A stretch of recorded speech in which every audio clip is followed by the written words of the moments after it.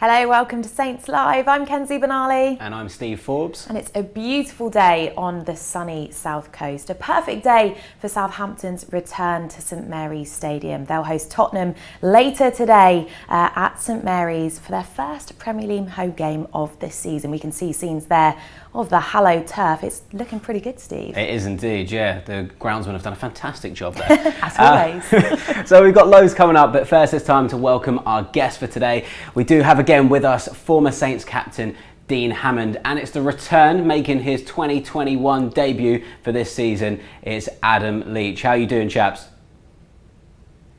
Very well, thank you. Very well. Yeah, good. Thanks, guys. It's nice to be back. Thank you very much. How's your off-season been, Adam? Yeah, good. You know, putting in all the fitness work, the dieting, and all the weigh-ins. It's been hard work, but I'm in top shape and ready to go. Yeah, you're really selling that to me there. Yeah, we can see it's paying off for you, Adam. It's great to have you back. Well, let's jump straight into the team news now, shall we? Because, of course, it has already broken. We knew Redmond would miss out today. The good news, though, is that Stuart Armstrong returns to Ralph Hasenhüttl's side, having missed our opening two matches through injury. So let's run through your Southampton team in full then. It's on your screens as we speak. In goal, Alex McCarthy. The back four, Carl Walker-Peters, Jan Bednarek, Jack Stevens and Ryan Bertrand. In the middle, Oriol Romeu, James Ward-Prowse, Moussa Djenepo and Stuart Armstrong, and a strike force of Danny Ings and Shay Adams. On the bench then, Fraser Forster, Yannick Vestergaard, Shane Long, Michael Obafemi, Will Smallbone, Nathan Teller and Jake Vokins. Gents, well, I suppose the obvious place to start is Stuart Armstrong coming back into the side. What are you hoping to see from him, and what's your initial reaction to that starting 11 to take on Spurs today? I think it's a very good team to start with. I'm glad that Stuart Armstrong is fit again, fit and well to come back into the team, because I think he has that creative spark. He gives the team excellent balance. He really understands the role. And I think the forward players really enjoy playing with him because he's very clever and an intelligent player. I really like the core of the team, the centre of the team, that's strong, with the two centre-halves, the two midfield players and the two strikers. I think that will be very, very consistent during the season. Stuart Armstrong comes in, like I say, is very good.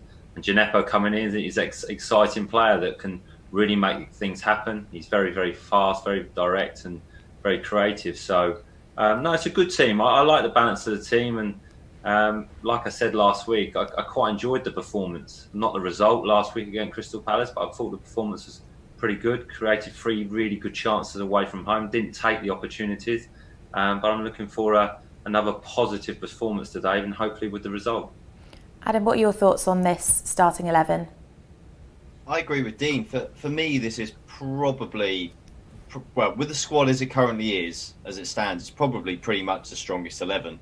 I mean, you can argue perhaps whether you include Redmond instead of Djenepo, sorry, in that front two with Armstrong. But overall, I think it's good. I agree with Dean. The core of the team looks strong, and for me, that's really crucial for Saints this season, especially if they're going to keep playing forward 2-2-2. You're going to have to be strong down the middle. Adams and Ings, I'm really excited for that partnership over the course of the season. We saw a lot from Adams. I mean, we all know about Ings, but we saw a lot from Adams in the restart period that suggested that he and Danny were sort of set for a really good season together this year. So I'm excited to see that sort of develop and flourish, hopefully, as the year goes on. But I mean, focusing on today, a day when they really need a result or a performance, ideally both. Then I think that this is sensible. Ralph has to. I know there's been a few games to start off, but he has to keep getting his strongest team out to try and find a spark and a rhythm, and to get the season really underway. So I think he's made a sensible selection. As I say, I feel it's probably the best team he could have picked. Yeah. Now, Dean, looking at the changes that have been made out wide, what will Ralph now be looking for his forward line in today's match that maybe we didn't see against Palace? I'm not sure whether we didn't see it against Palace. I just think Armstrong he's a very clever player, and he really He really understands the role the manager wants him to play with, and I think the two strikers feed off him. So he will always look for that positive pass, always look for that creative pass, which forward players they love. They want to be slipped through on goal. They want to be chances created for them. They want midfield players looking forward first, so they can receive the ball in areas where they can be dangerous. So, and Djenepo coming in, he's exciting. He'll make the Tottenham defenders wary. They'll have to be on their toes because he's very, very direct and very quick. May not come off all the time, but he's very, very exciting. So there's a good balance, and like Adam said, I really like the partnership of Danny Ings and Shay Adams. I think they played pretty well together last week. Both had an opportunity at goal. During periods of the game, they combined very well. There was a couple of 1-2s, a couple of one-touch passes, a couple of overs, and they're very aware of their positioning of each other.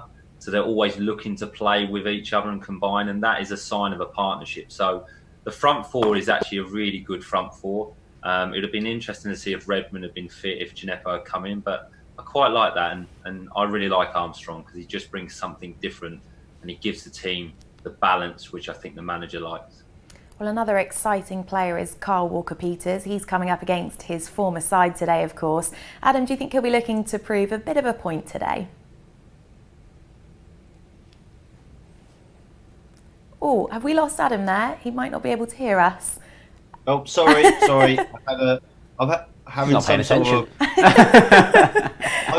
Honestly, I was, Steve. I'm having an internet wobble this morning. I don't know what's going on with my broadband. It's all over the shop. But yeah, I did hear the question. Kyle Walker-Peters. I'm pretty sure that's the question. That was it. It can only get better from here, right? We'll let you off. It's your first day back. We'll ease you in.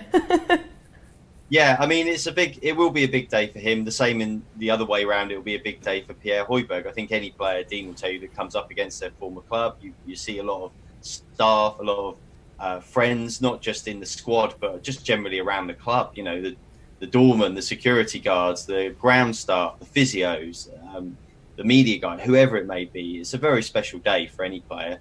And he's got something to prove as well, I think. He wants to. The reason that he wants to be at Saints is he wants to play every week. He wants to prove he's good enough to be a Premier League footballer. We all believe that, but he'll probably have burning away in his pit of his stomach that Tottenham don't believe that, or they wouldn't have let him go. And so for him, there's obviously something to prove.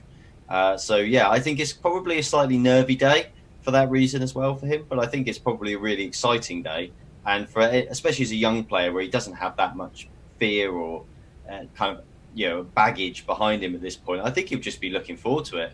It'll be a really good day for him, I suspect. And from the way we saw, especially in the restart, the form that he was showing then, I mean, if he regains that over a sustained period this season, I honestly believe he'll be considered one of the best right backs in the Premier League this year if he can do that consistently, week in, week out. And a great platform today against his former club and a big team to try and kick that off for this season. All right, Adam, I'm gonna stick with you now because unfortunately you couldn't join us last week for the first game, but I'm sure you did watch at home. What did you make of the Saints' performance on that opening day? Yeah, I mean, any of us who have watched Saints for any period of time have no expectations on the opening day because it's normally awful. You can almost you can almost remember the occasions when they've done well. It's so rare if you've been watching them for any period of time. So my expectations weren't high. I agree with Dean. I didn't think it was perhaps as poor a performance as some people have made it out to be. Obviously, it just wasn't a great result, and kind of then when you then compound that with the cup defeat in midweek, it kind of almost feels worse than it probably was. Palace are a decent team. They're not full of great players, but Hodgson's a really canny manager. He knows how to set a team up. They kind of knew how to play against Saints, I felt, and they executed their plan really well. You'd have hoped Saints would have had a little bit more to kind of have had a plan B and really have countered that. As it turned out, they didn't. But I, for one, never think that you press the panic button too early. And I think that for people who are perhaps throwing their toys out the pram after 1 or 2 games, just say, well, hang on a minute. Ralph has highlighted some issues, and that's fair enough for him to do so. And there are things they need to work on. And is it a bit of a surprise that he's saying some of the players aren't fit enough, etc., given how well they came back for restart when they were so ahead of the curve of the other teams in terms of their fitness and their organisation?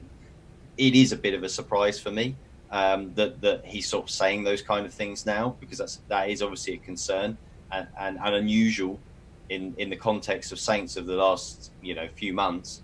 But nonetheless, they've got to put it right now. Today's an important game. It's a really hard game.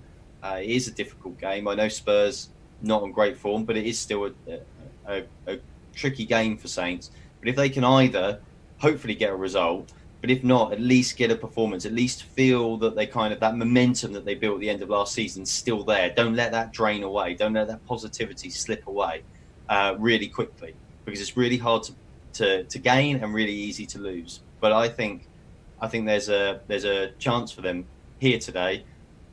And yeah, I genuinely just don't believe Palace was quite as bad as people have made out. So kind of stick with it, have faith, and let's hope it turns around a bit today. Dean, we've touched on it briefly. We know you are obviously a fan of Stuart Armstrong. Do you think that Saints have missed him in their first 2 games, or do you think that's a little bit too easy to say? I think they've definitely missed him because he's an excellent player, and I really like Stuart Armstrong. I think he's an excellent player, just because he understands the role and the way the system, the team play, and he allows Walker-Peters to really get wide and get down the flank and overlap and play wide, because Stuart can then come centrally and join in, which makes an extra number in the centre, and he can combine with the 2 forwards well, get his shots off. Like I say, he's intelligent, he's creative, he takes responsibility on the ball. He'll always look for that pass or that cross or that shot. But to say they've missed him, yes, because he's a good player. But, Will's come in and done okay as well. I mean, he's still trying to find his position, to be honest. He's still I don't know if he's naturally a central midfield player or he wants to play wide. So he's still understanding the Premier League. So he's going to take time, but it's good for him to get experience and Premier League experience. But I'm glad Stuart's back, because he's a good player, and I think he makes other players around him better, which I mean the forward players. I think they'll get more opportunities and then more chances to score goals. So they'll be happy to see him back as well, and it's a plus for the squad and the team today. Do you think Ralph has the right players in the squad, Adam? And if not, what areas do you think he should strengthen in? Well, it's a difficult one, isn't it? Because it's easy to sit back and criticise, but also you've got to be a little bit realistic as well. I mean, about what Saints' budget is, what they can get in. And there's only any point. I don't think they've got a massive problem with numbers and depth. But so they've got to bring in players that are going to improve the first team. They've got to be better than somebody they've got, for my money. And with the kind of cash that they're likely to have, that's going to be difficult, because they have got some really, really good players. I mean, you could pick out 1 or 2 areas where you might like an extra player. I mean, you might like another striker, maybe. It depends what your feelings are on Shane Long, or whether you want to play Gineppo up there. But otherwise, you don't want to be too reliant on Adams and Ings if you're always going to play 2 strikers. Again, sort of the central midfield area with Højbjerg haven't gone. Is that a little bit light?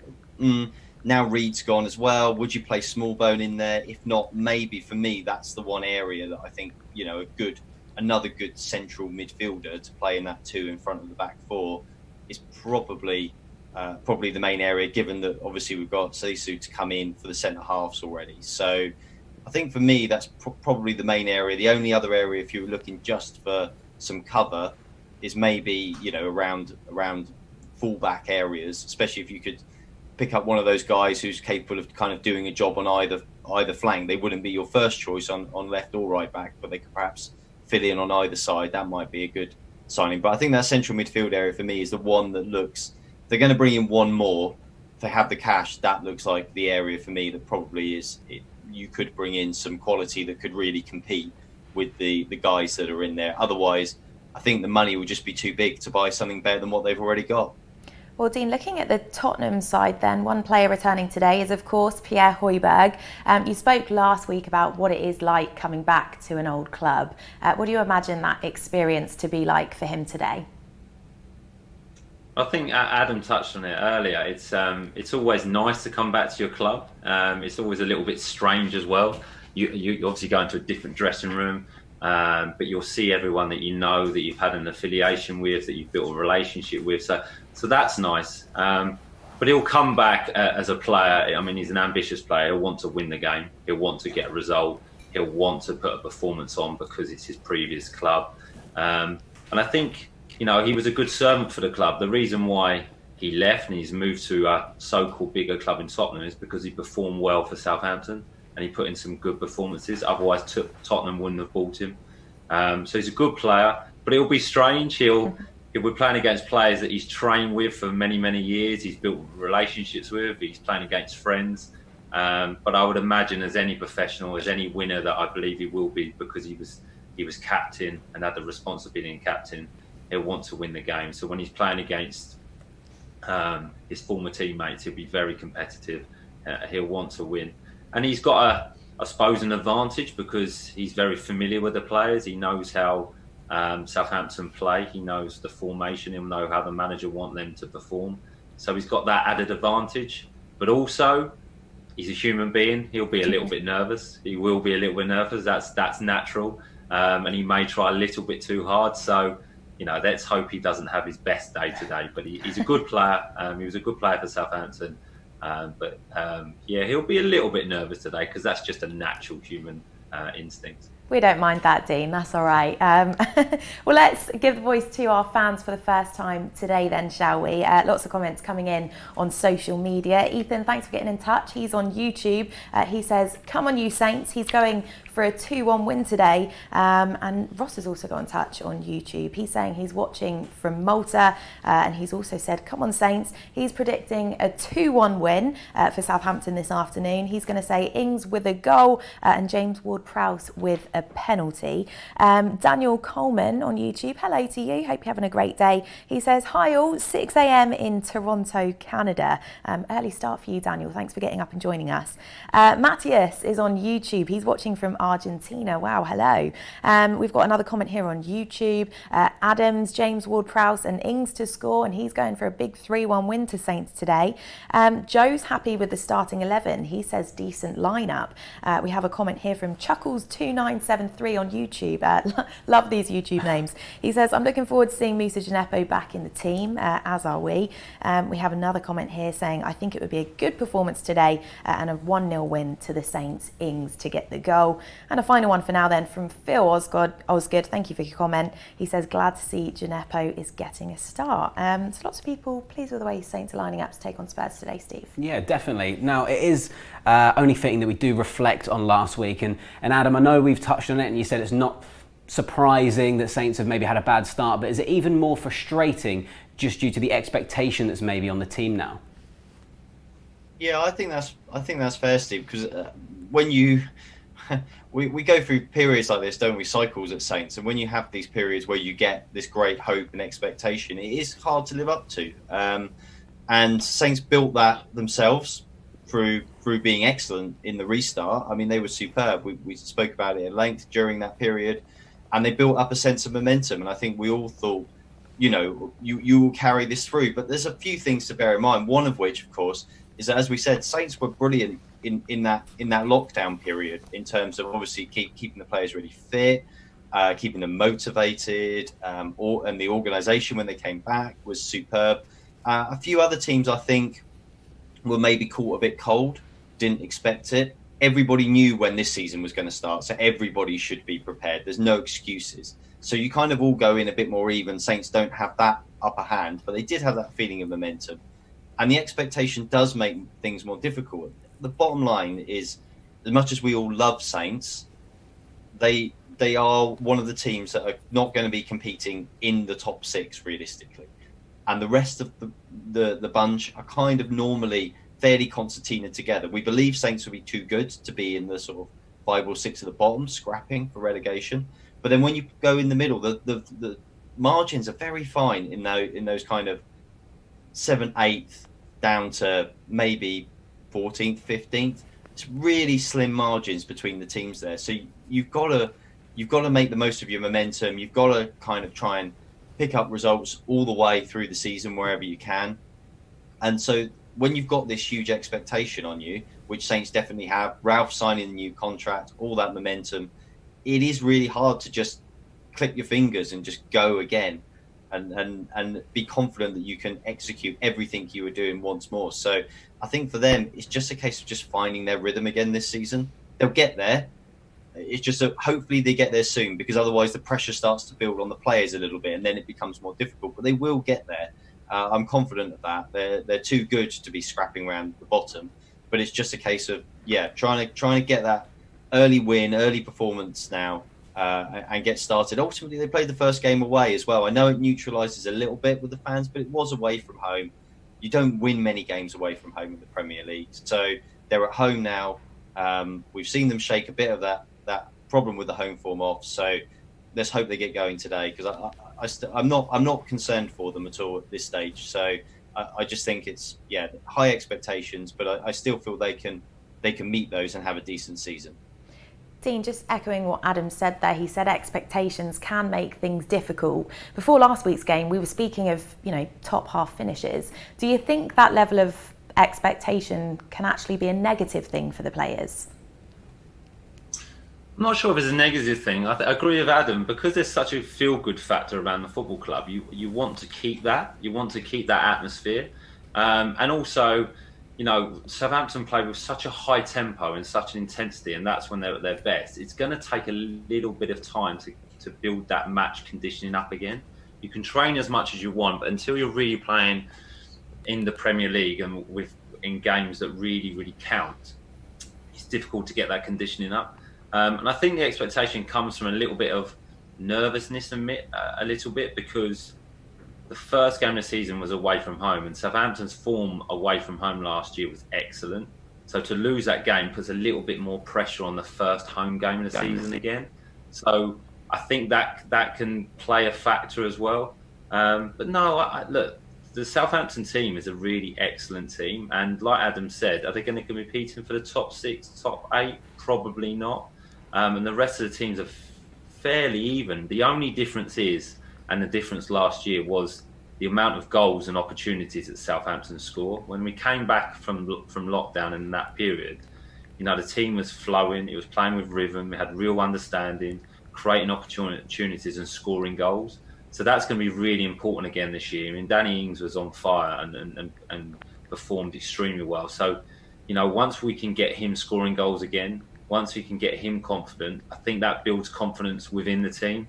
And I don't think the top 10 expectation is too much pressure on the players. I think you would thrive off that, as long as it doesn't go too long without a win. So, the first home game of the season is very important to get a good performance in and try and get a win. So I don't think it will lay heavy on the players. I think they'll embrace it. I think they'll look forward to it. I just think it's very important now to get that first result, and then everything changes, and just keep that feel-good factor, because, it's a brilliant time to be a Southampton player at the moment. Now, diverting slightly away from the Premier League for a sec, on Wednesday night, Southampton did bow out of the League Cup 2-0 at home to Brentford. Adam, how big a blow is that, seeing as it's a competition that the fans really wanted the side to do well in? Yeah, I mean, it's a frustration, for sure. It's a frustration for Saints. Their lack of performances in general over cup competitions down the years, a sustained period of years, has been a source of frustration. It's not that they haven't had. It's been a bit of a struggle at times. I mean, in terms of this game, I think Ralph did the right thing. He fielded a strong team. He fielded his best team to try and just get that sense of momentum back, I think, into the season. Send out your first team again and hope it goes well. I mean, what he would have, his worst nightmare was kind of losing the game and a patchy performance, because, he doesn't want to dent the confidence. The idea was to get the players out again to try and build the confidence again. But they were playing a good team as well. I mean, that's the other thing. It's not they weren't playing a League Two knockover team here. They were playing a team that was almost in the Premier League. So it was a difficult thing, I think, for Saints, because it just adds the pressure slightly to them on this game. I feel, but that doesn't mean that Ralph didn't do the right thing. So I did feel that was the right from him. We see some of the managers too often prepared to just change willy-nilly, wholesale for the sake of it for the cup games. But I think in the circumstances, it was the right thing. It's just a case of having to, as we said before, refine that momentum now. Annoying they're out of a cup, 100%, really annoying. Because I feel like this squad, top 6, maybe top 8's hard. A cup competition is realistic for them. They've got the tools to go a long way. So annoying that that's over in the League Cup for this year at least. But kind of the Premier League is always going to be the priority for a club like Southampton. So yeah, the bigger thing is he did at least, and even if that's the sort of thing that helps to build the sharpness for the players. Well, before we look ahead to our Southampton-Tottenham five-a-side team, let's look once again at what you're saying at home on social media. We have a comment here from Colin. He's on Facebook. Hello to you. He says, looks a positive team today. Hopefully a good result. Come on, you Reds. Abdullah, thanks for getting in touch. He said, it's a hard match. I think it's going to be a draw today, 1-1 or 0-0. Ethan's left us a comment on YouTube. He said, watching from South Africa, one of my favourite places in the world, Ethan. Lucky you. And good to see you're feeling positive as well. Ethan's going for a 2-1 win to the Saints today. We have another comment here, also on YouTube from Aidan. Hello. He says, watching from the US. Oh, glorious. He says, early morning game. Come on, you Saints. Sounds a pretty good setup for quite a few of our fans today. It does indeed. And as you've just said, Kenzie, now is the part of the show where we'll be looking at a five-a-side team made up of both players who've played for Southampton and our opponents, which in this case is Tottenham. So we can go through that now. In goal, we've got Paulo Gazzaniga, who's the current Spurs keeper after 5 years at Southampton. We've also got Toby Alderweireld, who is alongside Chris Perry in defence. Victor Wanyama in midfield, who transferred from Saints to Spurs in 2016. And Gareth Bale up front, and you might have heard of him. There are honorary mentions though, just to let you know. So a few contenders could have been Peter Crouch, Gregor Raziak and the late Dean Richards. Well, the obvious place to start, gents, is with our goalkeeper. Adam, Paulo Gazzaniga, what did you make of his time at Saints? Yeah, I mean, it was a bit of a surprise when he arrived, to be honest. The great Tommy Forecast, you may remember, went in the other direction to Gillingham, I think. One of the weirdest Saint signings of all time, Tommy Forecast.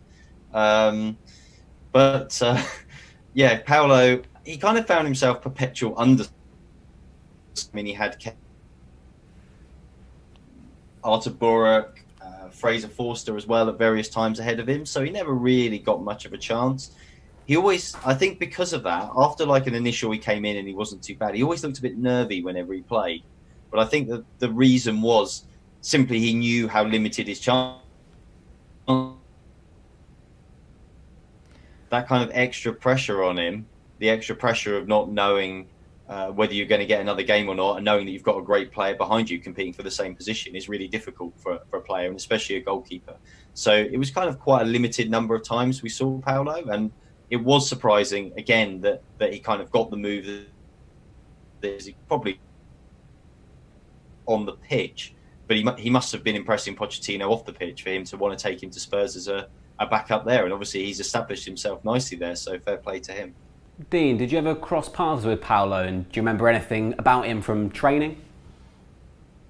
Yeah, so Paulo came in when it was the pre-season. We'd just been promoted to the Premier League. He actually signed, we were in Switzerland, we were on our pre-season tour. He came in. We were a little bit like Adam say, surprised at the signing. We'd obviously just been promoted to the Premier League, and I think we maybe have signed Nathaniel Klein, but I don't think we'd signed anyone else by then. And Paulo may have been the first signing of that summer, so a little bit surprised at the signing coming from Gillingham. But no, he was a nice guy. He was very laid back, like Adam touched on there when he first came in, and what I experienced, very nervous. Excellent shot stopper in training, really, really good. He would make some outstanding saves, but then he would make some silly mistakes. So I think concentration plays a key in his performances. But nice guy, and the language barrier when he first came in was a little bit difficult. But yeah, he was a surprise signing, I would say, because we've just been promoted to the Premier League and we're expecting how do I put this, a few bigger names. But no, nice guy, laid back.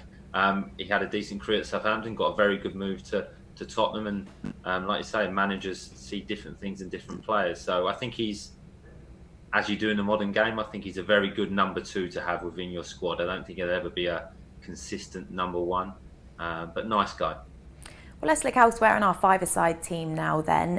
Toby Alderweireld is a player that Saints fans, I think, would have loved to have seen stay for another season. In the end, he did, of course, sign for Spurs, and Southampton signed none other than Virgil van Dijk. And I think it's fair to say, Adam, that did actually work out pretty well for both parties in the end, with hindsight.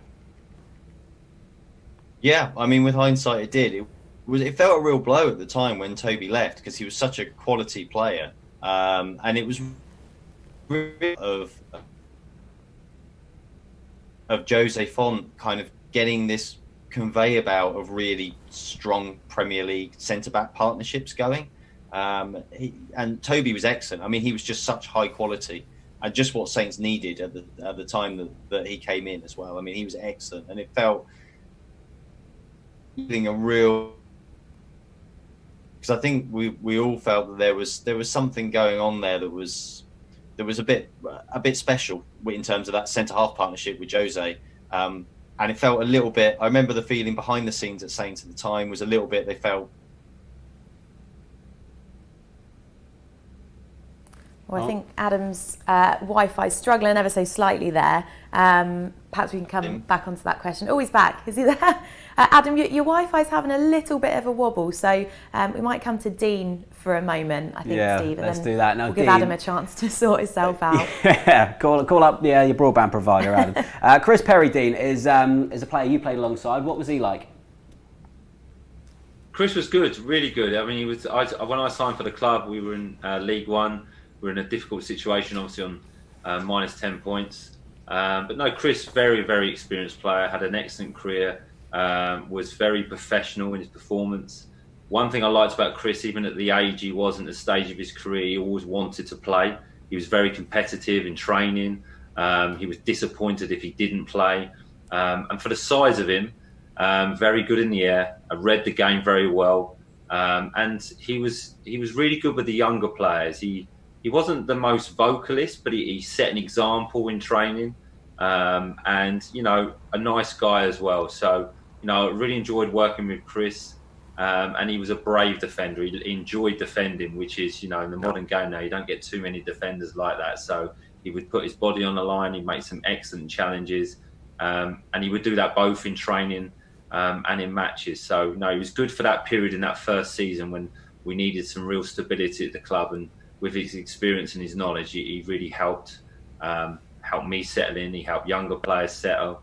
So it was good to have him within the squad. Well, Dean, Victor Wanyama was a colossal player on his day. Was his consistency at Spurs a factor in why it didn't work out for him there? He played 36 matches in his first season, but was a bit of a bit player after that. Yeah, I mean, Victor is a fantastic player. I mean, he had a great career at Southampton, and he's that midfield player. When I never played against him, and I'm quite fortunate, probably in some respects, because I think it would have been a tough afternoon. Excellent on the ball, excellent at regaining possession, quick, read the game well. But yeah, it's strange that he didn't quite have the blossoming career that I thought he was going to have at Tottenham, because he's kind of the perfect central midfield player. He's good on the ball, he's athletic. I think he didn't score too many goals, but when he did score a goal, they were extremely, extremely good goals. So yeah, it's strange why that didn't work out, but that can happen in players' careers, different clubs, different environments, different managers. But no, a good player, and I would have loved to have had the challenge playing against him, because it would have been very competitive and a good learning experience for me. But no, good player for Southampton, and didn't quite work out as you would have expected at Tottenham. Now, Adam, I think we've got you back. Was it just a reset job? The router's about to be thrown out the window and then stomped on. Right, we're going to move on to our forward players, Gareth Bale. Now, he has just moved back to Spurs on loan. But Adam, what have you made of his career coming through Saints and then moving to arguably one of the biggest clubs in the world in Real Madrid? Yeah, it's funny because him coming back to Tottenham's made me think a lot about it this week. And it just makes me feel really old because I remember really well hearing about him at 13, 14. I spoke to Rod Ruddock, who's the man who discovered him down in, who ran the Bath Satellite Academy for Saints. He spotted him playing in Wales as I think 7, 8-year-old. I nurtured him and was really the guiding light of his fledgling career. And then I remember when he turned up at Saints, him almost getting cut, which now you can't believe, but they were worried physically. He was very weak, which seems hard to believe now because he's such a bull of a player. But he was. But then watching him come through, sort of 15, 16, 17, playing the odd reserve game, and he used to come. Because he was quite a shy lad, a bit homesick. They didn't ask him to stay up with Saints. He stayed with his family, so they used to drive him up once a week to come and play on the Saturday, and then he was allowed to train with Rod still down in Bath. Obviously, that changed at 16. George Burley was the manager, saw him, recognised his talent instantly, and wanted him as part of his group straight away. As a senior, and kind of the rest is history. But I remember so well speaking to him when he scored that overhead kick for Real Madrid in the Champions League final, and he was being interviewed afterwards. It's a really strange experience because I thought back to the shy 15, 16-year-old that I'd kind of done 1 or 2 interviews with, kind of with in cahoots with the club to give him a little bit of media training when he first started off. And yeah, just to see how he blossomed and how his career came on, I think it's amazing. And I imagine there's a lot of people at Saints, Rod Ruddock being principal among them, but also some of the coaches like Stuart Henderson and people like that who aren't there anymore at the club, but had huge impact on his career, who must look back with a huge amount of pride, and deservedly so, because it's incredible to see a young player not just come through the ranks into Saints, that's great, but to go on and be one of the world's best players. I mean, that is just something so special, and it's been a real joy, I think, for anybody who saw Gareth at Southampton in any capacity to watch what he's gone on to achieve. And it's fantastic to think he's back in the Premier League now, and I hope we're going to see a few more really, really good years for him in the Premier League still. Yeah, really exciting career indeed. Now, Dean, as we've discussed, he is back at Tottenham now, has been all over headlines all across the globe. Do you think that was the right decision for him? It's a good question, Kenzie, to be honest. I think it is. I think he's a player that wants to be loved. So it's a good decision to come back to Tottenham because he will be loved because of the career he had there. I think he's had a fantastic time at Real Madrid. You know, he's played in Spain. He's gone over there. He's won the Champions League. He's won the Liga. Unfortunate how it ended. I think it didn't work out too well. Maybe because he didn't quite embrace the culture, didn't learn the language, so didn't settle in as well as he could have with the players. But in terms of career-wise and what he achieved and what he won was brilliant. But I think coming back to a club now where he's loved, where it's exciting for him to return. It's exciting for the players to have him back. It's exciting for the fans. It's exciting for the manager that I think has tried to sign him 1 or 2 times in his career as well. So he knows he's going to be wanted as a player. He knows he's going to play every week because he's that top draw player. They've got a fantastic training ground, a really amazing stadium with a club that's trying to push forward. So I think it's a good fit. And like Adam said, I would like him to come back to the Premier League now and really return to the player that he was. You know, a little bit different, but he's still got that pace. He's still got that quality. He'll never lose that. So it's a good signing. Where he's going to play for Tottenham will be interesting as well. But no, I think it's the perfect club for him to come back to because he can feel that love again. And I don't think he's felt that for a couple of years, and that's what's been missing in his career. Yeah, hopefully he has a great season with Spurs, and I think that five-a-side team would do pretty well on any day down Rocco on a Tuesday night. I agree. Right, but we've got to look forward to this game. So, Dean, as a player, how much does it actually mean to get the first points on the board at the start of a new season? I'm not going to lie. Yes, it's really important. You do want to get off to a good start. You do want to get that first point tally onto the board. I think as players, people lie when they don't say they look at the table and look at the points you've got. I think every player does that, even if it's after one game or 10. It's a relief to get that first point or points on the board. It's nice to get the first win. You feel as though you're starting in the right manner and the right approach for the season. It's not the be-all and end-all, because I think performances are more important. If you're playing well, the results will always come. So if you're picking up results and getting points but not playing well, that will deteriorate and fade away. But yeah, if you can get some points on early in the season, it does build confidence, it does build momentum, and especially for Southampton, how they came back last season. We keep mentioning it, but they were so good and so good to watch. I think we're just all excited that we want that to continue. So getting the points on the board, you are aware of it, you do think about it, and it is nice to get the first 1.3 points on the board, because it just really kickstarts your season. Yeah, nice to get off the mark, isn't it? Well, Adam, Dean kind of touched on it there, but is the performance more important than the result today, in your opinion? I don't know, because I think they take either.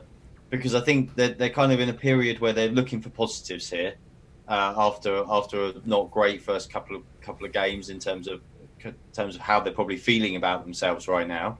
So I think they just need something as a positive. If they could get, obviously the perfect is a result and a performance, but I think if they could get either, if they push Tottenham really close, but Tottenham play really well and maybe just a bit of class from a Harry Kane or a Son or something like that, actually is the difference, then you can kind of live with that and say, okay, there's a lot of positives here, because we aren't going to play teams that are this good every single week.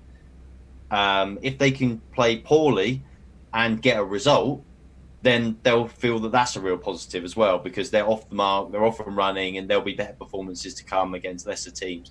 So I kind of think as long as they get one or the other today, then they'll be happy. It's just about trying to find that positive, I think, right now. So I kind of feel like either one of those would be acceptable today. It's just a case of making sure they get one of them.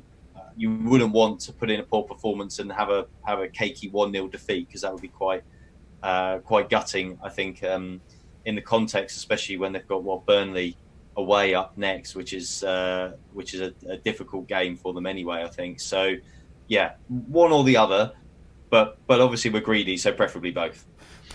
Looking at our opponents, Dean, they lost to Everton in their opening fixture, but with Spurs, what have you made of their start to the season so far from that game? I think they looked a team that was lacking energy, lacking a little bit of fitness. So I don't think where they're at the moment. I think if I'm honest, I think they're distracted by the amount of games they've coming up in terms of their schedule. So they're a little bit negative. I think they played last week, and then they've been in Bulgaria, I think, in the Europa Cup, and now they're playing at Southampton, and then they're playing again early next week. So they've got a lot of games coming up. So I think they're a team in transition. I think they've made some good signings in Doxy. I think that's an excellent signing, really do. I really like him as a player. I think obviously the Gareth Bale is a good signing and will work out for the club. It may take him a bit of time to get his fitness up. I don't think Harry Kane's quite up to speed from the injuries he's had last year, and I think maybe the responsibility of being captain of England and captain of Tottenham may be weighing a little bit heavy on him. I think he's feeling that responsibility.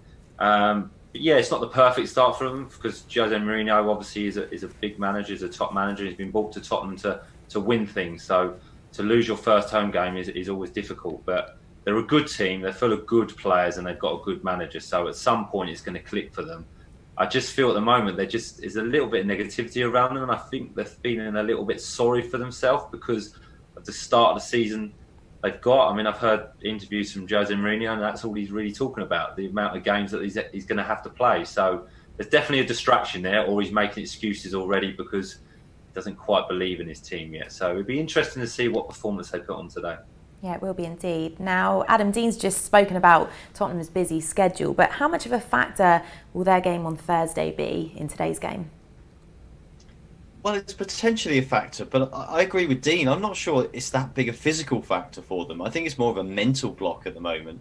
They feel like a team that are kind of that they feel like they're treading water at the moment, and that they're kind of waiting for better things around the corner. Like they kind of almost feel, well, once we've got, give it another 4 or 5 weeks, this fixture pile up will be done, and then we've got all these new signings will be fit and ready to play, and kind of almost the season starts then. The difficulty for them, of course, is that you don't want to get with their aspirations, definitely being in the Champions League places, you don't want to get too far behind, so they can't afford to do that. And I think what will be interesting for me, having seen them last week against Everton, where they tried to press very high, which is an unusual tactic from Mourinho. It didn't really work. Will be whether they kind of revert to more type from Mourinho today, whether they sit a lot deeper.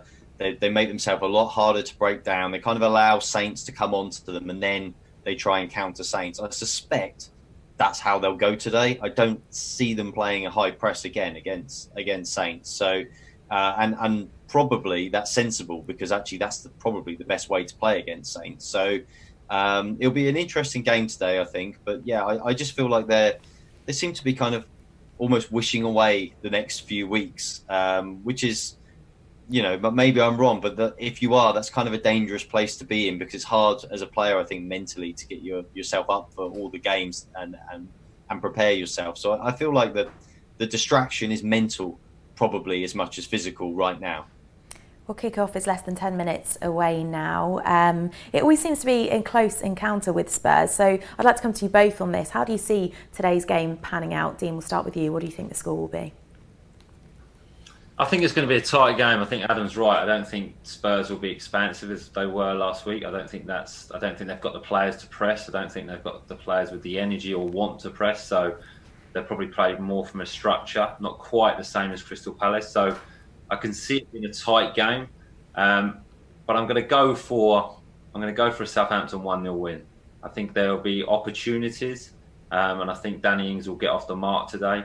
So a 1-0 Southampton win, which will start the season, the Premier League season, home form off well, and just relight that positivity around the football club. So a tight game, but 1-0 Southampton. Adam, what's your score prediction?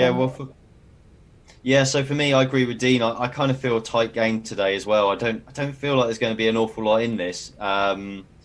I'll probably edge on the fence with the 1-1 draw today. I think it kind of feels like the sort of result that might just suit both teams where they are right now. So I'm going to go for 1-1. Fantastic. Well, thank you very much for joining us, chaps. We'll see you after the game. As Kenzie said, kickoff's only a few minutes away. Southampton will be looking to get their first points of the season on the board against Spurs. Join us after the game for the final whistle with all the reaction and analysis. But enjoy the game, and we'll see you then.